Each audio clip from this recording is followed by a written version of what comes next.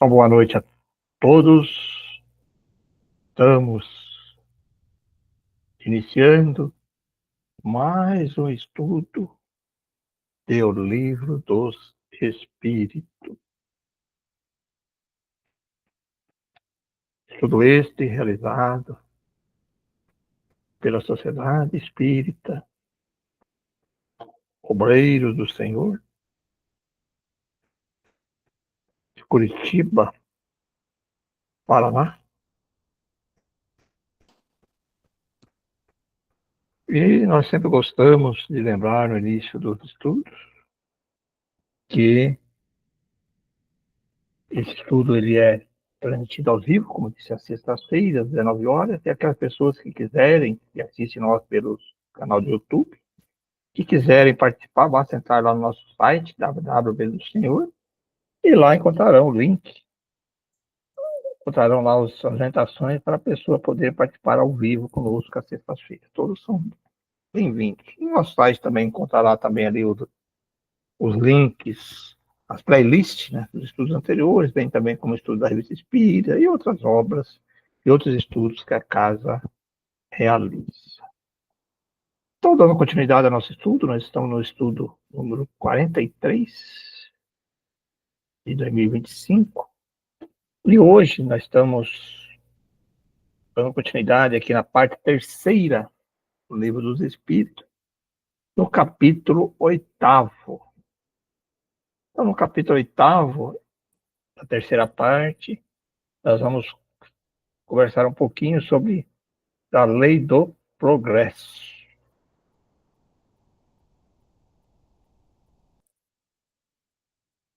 Então, o primeiro tópico da lei do progresso é o estado de natureza. Serão coisas idênticas o estado de natureza e a lei natural? Resposta: não. O estado de natureza é o estado primitivo. A civilização é incompatível com o estado de natureza, ao passo que a lei natural contribui para o progresso da humanidade. E o Kardec já começa fazendo um primeiro comentário sobre essa pergunta. O estado de natureza é a infância da humanidade.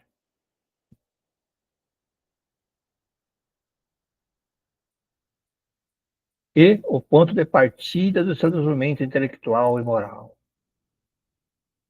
Sendo perfectível e trazendo em si o germe do seu aperfeiçoamento, o homem não foi destinado a viver perpetuamente no estado de natureza, como não o foi a viver eternamente na infância. Aquele estado é transitório para o homem, que dele sai para a virtude do progresso e da civilização. A lei natural, ao contrário, rege a humanidade inteira, e o homem se melhora à medida que melhor a compreende e pratica. A questão 777. Tendo o homem no estado de natureza menos necessidades, isento se acha das tribulações que para si mesmo cria, quando no estado de maior adiantamento. Diante disso, o que se deve pensar da opinião dos que consideram aquele estado como o da mais perfeita felicidade da Terra? O que queres? É a felicidade do bruto. Há pessoas que não compreendem outra. É ser feliz à maneira dos animais. As crianças também são mais felizes do que os homens feitos. 778. Pergunta bem interessante, né? Pode o homem retrogradar para o estado de natureza? Não. O homem tem que progredir incessantemente. Ele não pode volver ao estado da infância. Desde que progride, é porque Deus assim o quer. Pensar que possa retrogradar a sua primitiva condição por negar a lei do progresso. Marcha do Progresso, outro título. A força para progredir aure a o homem em si mesmo, ou o progresso é apenas fruto do ensinamento. O homem se desenvolve por si mesmo, naturalmente, mas nem todos progridem simultaneamente e do mesmo modo. Dá-se então que os mais adiantados auxiliam o progresso dos outros por meio do contato social.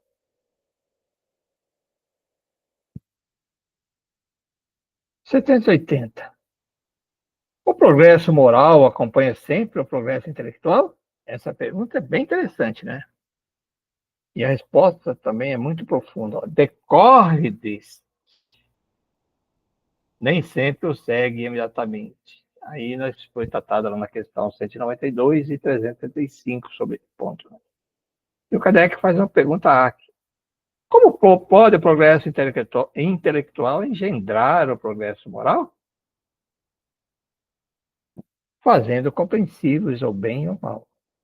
O homem, desde então, pode escolher. O desenvolvimento do livre-arbítrio acompanha o da inteligência e aumenta a responsabilidade dos atos. Aí outra questão, outra pergunta, B. Como é nesse caso que muitas vezes sucede ser os povos mais destruídos, os mais pervertidos também? Pergunta profunda, hein?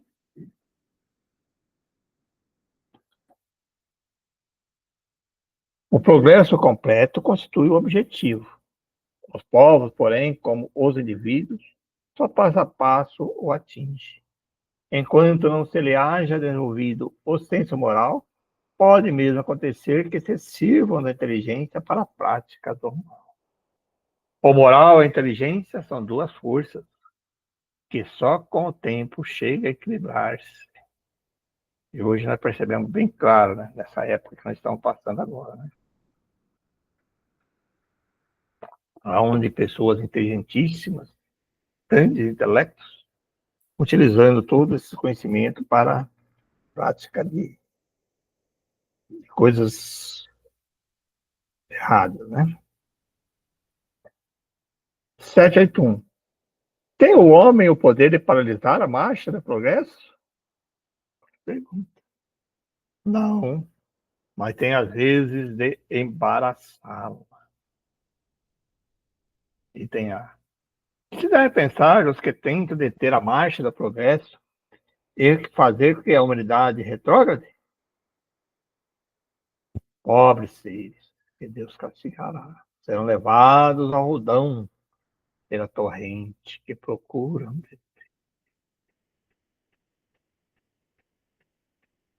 Aí o Kardec comenta sobre essas questões aí, né? Sendo o progresso a condição da natureza humana, não está no poder do homem opor-se-lhe. É uma força viva, cuja, cuja ação pode ser retardada, porém não anulada, por leis humanas más. Quando estas se tornam incompatíveis com ele, despedaça-as juntamente com os que se esforcem por mantê-las. Assim será, até que o homem tenha posto suas leis em concordância com a justiça divina, que quer que todos participem do bem e não há vigência de leis feitas pelo forte em detrimento do fraco. Na questão 782. Não há homens que de boa fé se obstam ao progresso, acreditando favorecê-lo, porque do ponto de vista em que se colocam, vem onde ele não existe, ou vem, né, onde ele não existe. Assemelham-se a pequenas pedras que, colocadas debaixo da roda de uma grande viatura, não a impedem de avançar. Segue sempre a marcha progressiva e lenta, o aperfeiçoamento da humanidade? Há progresso regular lento que resulta das forças das coisas. Quando, porém, o povo não progride tão depressa quanto devera, Deus o sujeita de tempos a tempos a um abalo físico ou moral que o transforma. É isso que a gente vê às vezes, né? Até no capítulo anterior, quando fala das coisas da destruição, né? Das, dos, das catástrofes, dessas questões que acontecem, né? Até mesmo das guerras, às vezes ela tem essa finalidade, né? Porque ele faz com que a pessoa reflita muito sobre essas questões e começa, assim, a pensar mais nas coisas morais, né? Na caridade. Aí, sim, a oportunidade para um aumento da questão da moral, né? E o Kardec comenta: o homem não pode conservar-se indefinidamente na ignorância, porque tem que atingir a finalidade que a providência lhe assinalou. Ele se instrui pela força das coisas. As revoluções morais, com as revoluções sociais, se infiltram nos ideais pouco a pouco. Germinam durante séculos. Olha, séculos. Depois irrompem subitamente e produzem o desmoronamento do carunchoso edifício do passado, que deixou de estar em harmonia com as necessidades novas e com as novas aspirações. Nessas comoções, o homem quase nunca percebe, senão a desordem e a confusão momentâneas que oferem os seus interesses materiais. Aquele, porém, que leva o pensamento acima da sua própria personalidade, admira o desígnio da providência, que do mal faz sair o bem. São a procela, a tempestade que saneia a atmosfera depois de ter agitado violentamente.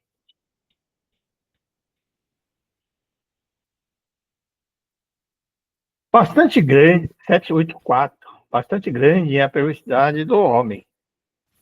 Não parece que, pelo menos do ponto de vista moral, ele, em vez de avançar, caminha aos recuos?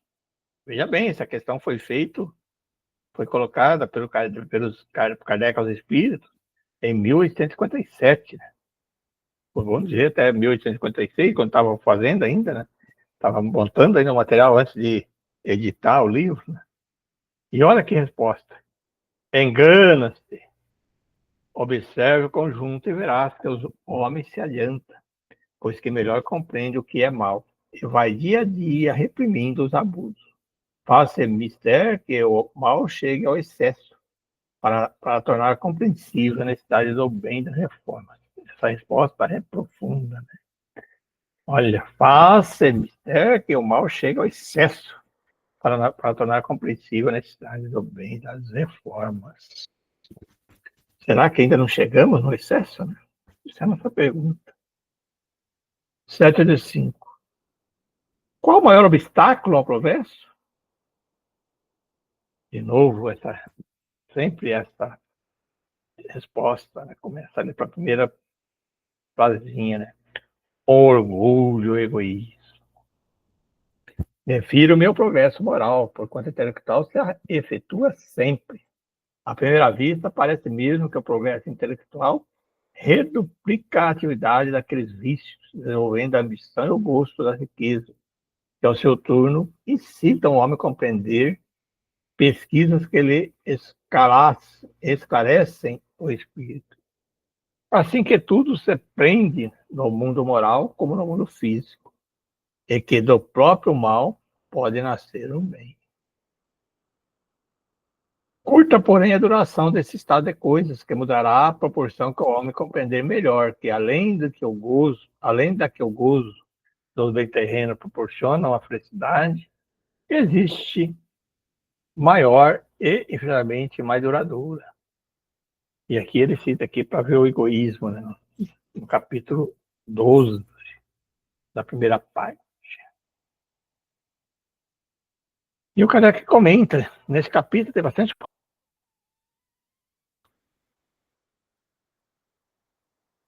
Há duas espécies de progresso, que uma à outra se prestam mútuo apoio, mas que, no entanto, não marcham lado a lado. O progresso intelectual e o progresso moral. Entre os povos civilizados, o primeiro tem recebido, no correr deste século, todos os incentivos. Por isso mesmo, atingiu um grau a que ainda não chegará antes da época atual. Muito falta para que o segundo se ache no mesmo nível. Entretanto, comparando seus costumes sociais de hoje com os de alguns séculos atrás, só um cego negaria o progresso realizado. Ora, sendo assim, por que haveria essa marcha ascendente de parar com relação de preferência ao moral do que com relação ao intelectual? Porque será impossível que entre o século XIX e o século XIV haja a esse respeito tanta diferença quanto entre o século XIV e o século XIX. Duvidar fora pretender que a humanidade está no apogeu da perfeição, o que seria absurdo, porque ela não é perfectível moralmente, porque a experiência desmente. Povos degenerados, outro item. 786. Mostra-nos a história que muitos povos, depois de abalos que os revolveram, profundamente recaíram na barbárie. Onde, nesse caso, o progresso? Quando tua casa ameaça a ruína, manda demoli-la e constróis outra mais sólida e mais cômoda. Mas enquanto esta não se apronta, há perturbação, confusão na tua morada.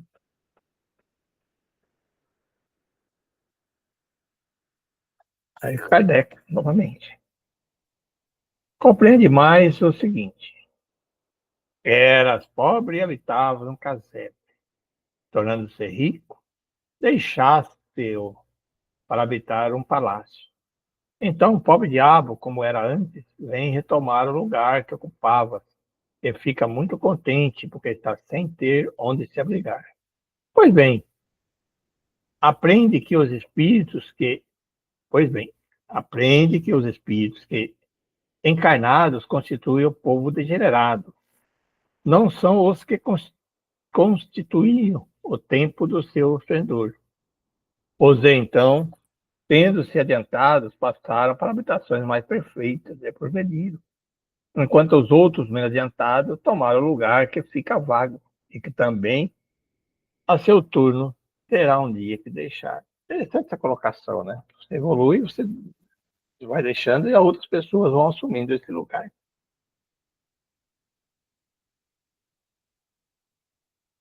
787. Não há raças rebeldes por sua natureza ao progresso? Há, mas vão aniquilando-se corporalmente todos os dias. Item A. Qual será a sorte futura das almas que animam essa raça? Chegarão, como todas as demais, à perfeição, passando por outras existências. De Deus ninguém deseja. Item B. Assim pode dar-se que os homens mais civilizados tenham sido selvagens e antropófagos? Olha que pergunta, né? E a resposta, tu mesmo fosse, mais de uma vez antes de seres aqui.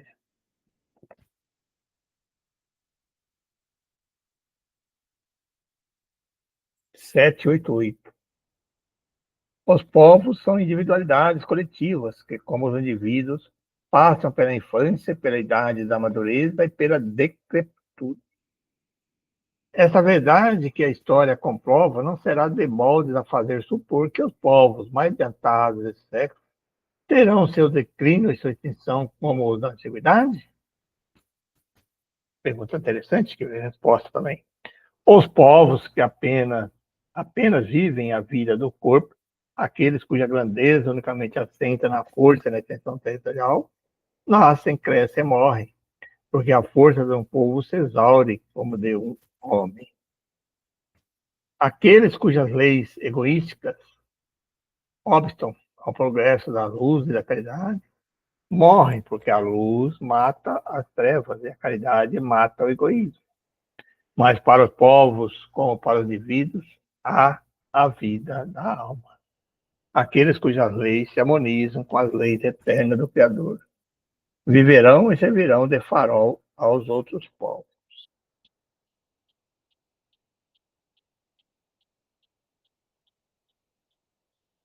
789. O progresso fará que todos os povos da Terra se achem um dia reunidos, formando uma só nação? Uma nação única? Não. Também interessante.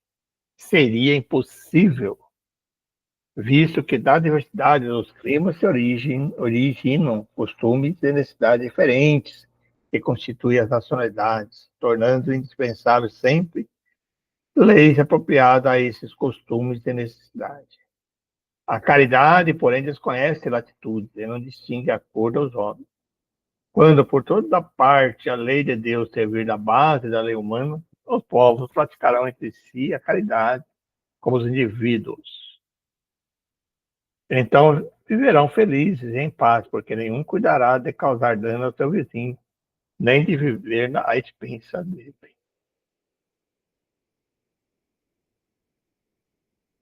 Capítulo 8. Kardec comenta: a humanidade progride por meio dos indivíduos que pouco a pouco se melhoram e instruem. Quando esses preponderam pelo número, tomam a dianteira e arrastam os outros. De tempo em tempo surgem no seio dela homens de gênio que lhe dão um impulso. Vem depois como instrumento de Deus, que tem autoridade e, em alguns anos, fazem-no adiantar-se de muitos séculos. O progresso dos povos também realça a justiça da reencarnação. Louváveis esforços empregam os homens de bem para conseguir que uma nação se adiante, moral e intelectualmente. Transformando a nação, será mais ditosa nesse mundo e no outro. Concebe-se mais durante a sua marcha lenta, através dos séculos, milhares de indivíduos morrem todos os dias. Qual é a sorte de todos que sucumbem ao longo do trajeto? Privá-los a sua relativa inferioridade da felicidade reservada aos que chegaram por último? Ou também relativa será a felicidade que lhes cabe? Não é possível que a justiça divina haja consagrado semelhante injustiça.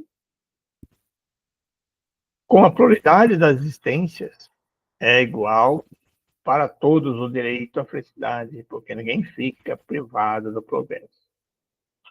Podendo os que viveram há tempos da barbárie voltar na época da civilização a viver no seio do mesmo povo, ou de outro, é claro, que todos tiram proveito da marcha ascensional. Outra dificuldade, no entanto, apresenta aqui o sistema da unicidade da existência. Segundo esse sistema, a alma criada no momento em que nasce o ser humano. Então, se o homem é mais adiantado do que o outro, é que Deus criou para ele uma alma mais adiantada? Por que esse favor?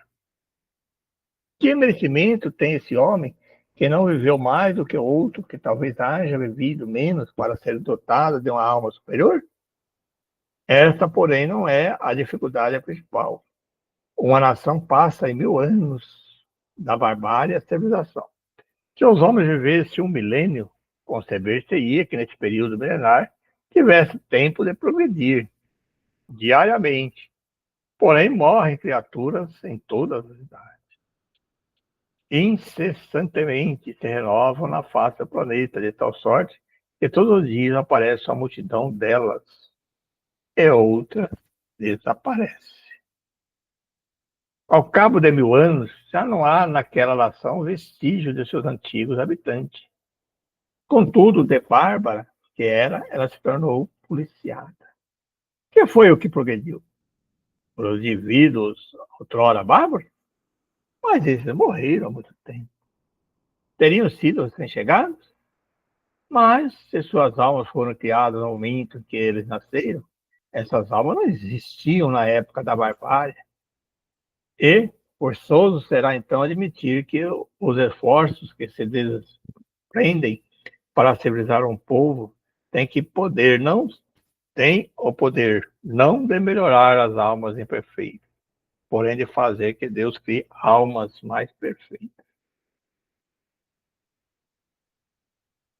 Comparemos essa teoria do progresso com a que os espíritos apresentaram.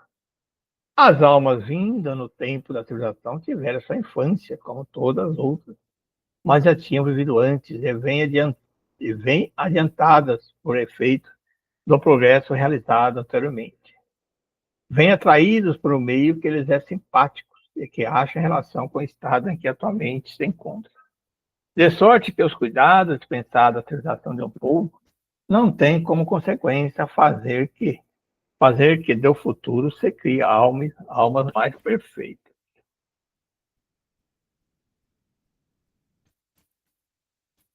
Tem sim o de atrair os que já progrediram, quer tenham vivido no seio do povo que se afigura o tempo da sua barbárie, quer venha de outra parte. Aqui se nos depara igualmente a chave do progresso da humanidade inteira.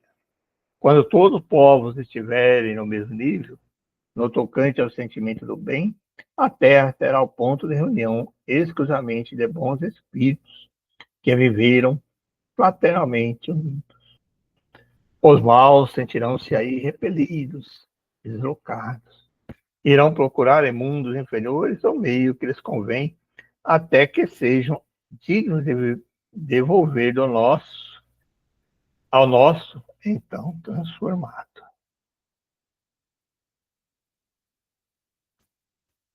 Da teoria vulgar, ainda resulta que os trabalhos de melhoria social são as gerações presentes, futuras aproveitam. Só, né? Só as gerações presentes e futuras aproveitam, sendo resultados nulos para as gerações passadas que cometeram o erro de vir muito cedo e que ficam sendo o que podem ser sobrecarregados com o peso de seus atos de barbárie. Segundo a doutrina do Espírito, o progresso anteriores aproveitam igualmente as gerações pretéritas que voltam a viver em melhores condições e podem, assim, se aperfeiçoar o foco da civilização. Bom, era isso que eu tinha preparado para hoje. E, e aqui é interessante porque é comum a gente ouvir hoje assim das famílias falando, e a gente observa isso nas crianças que nascem, né? Que a facilidade que elas têm com tecnologia, principalmente hoje, né? Tá falando assim. Às vezes nós temos tanta dificuldade e aí você pega, às vezes, hoje uma criança aí, de 5 anos, 4, 5 anos aí, já domina praticamente o celular. Aonde que ela adquiriu isso? Né? Já vem preparada, quando ele fala. Né? Então, a gente percebe, já vem conhecendo isso tudo, né? Já aprendeu isso anteriormente e vem bem habituado às questões que estão ali. E um outro ponto é que tem as linhas evangélicas aí, protestantes da religião, que fala que a pessoa, quando a gente morre, ficaria dormindo, né? Até aguardando o juízo final. Mas imagina isso, né? Aguardando o juízo final, tá? Mas, veja bem, tá dormindo. E como que vai voltar de novo? E essas pessoas de agora, se comparar aí, não vou muito. 100 anos atrás, como que era tudo difícil, não tinha tecnologia nada, não tinha 200 anos atrás, 300 anos atrás, 500 anos atrás, toda aquela dificuldade, aí vai em volta novamente. Olha, é só a gente comparar, né? Que não faz sentido nenhum. E nós agora, né? Com toda essa tecnologia, com toda essa maneira do corpo nosso totalmente diferente. Até o próprio nosso corpo, ele progrediu, né? Já não é mais aquele corpo rústico, que era antigamente preparado, por nossas reencarnações, para serviços braçais, brutos, né? Hoje já é totalmente diferente. Então, que nem ele coloca ali, se você tirar a probabilidade da existência, você perde toda essa essência. Você perde, não tem sentido nenhum isso, né? Ah, o espírito nasceu agora, foi criado e nasceu. Oh, por que ele nasceu muito mais inteligente do que os outros antigamente, né? Até o Kardec coloca ali no texto dele, né? Pô, como foi criado espírito agora, já mais desenvolvido do que era antes? Como? Onde é que está a justiça divina, né? Bom, era isso. Juliana, quer colocar alguma coisa? Não, seu Pereira, tá bem explicado. As suas colocações também. Fui acompanhando aqui, é bem tranquilo para a gente poder entender essa questão. E em relação aos nossos filhos, né, e as crianças que estão vindo, eu vejo pela minha filha, como ela me ensina coisas, como ela sabe as coisas, como ela tem um entendimento diferente, aprende muitas coisas. Por exemplo, ela toca piano.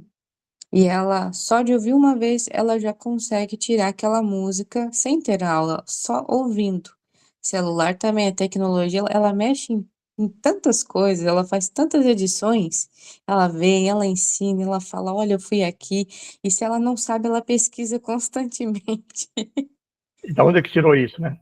Não É, acreditava que ela trouxe, trouxe né, de aprendizado, já veio com ela de outras experiências, de outras vidas que ela teve, que ela trouxe. Não, não tem sentido nenhum, né, se a gente não acreditar nisso.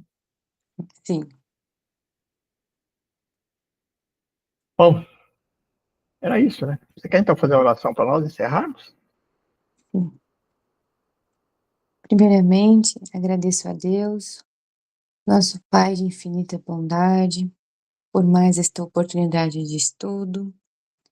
Agradeço a Jesus, nosso grande mestre de amor e bondade, aos bons espíritos que nos acompanham, ao nosso mentor, que está sempre junto conosco nas horas de dificuldade e também nas horas de alegria.